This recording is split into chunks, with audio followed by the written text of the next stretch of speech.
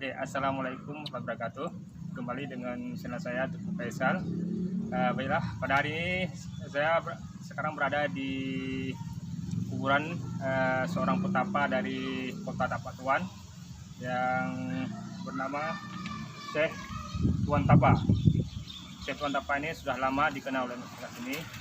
Menurut legenda, Syekh Tuan Tapa ini bisa berubah diri menjadi raksasa karena Syekh Tapa ini seorang petapa sakti yang sangat taat pada Allah Subhanahu wa taala. Menurut sumber dari masyarakat sekitar sini, kuburan Syekh Tuan Tapa ini banyak diziarahi oleh masyarakat sekitar dan masyarakat dari luar Tapatuan, termasuk dari Kota Banda Aceh dan sekitarnya. Kuburan Tuan Tapa ini seperti terlihat panjangnya mungkin sekitar 10 meter.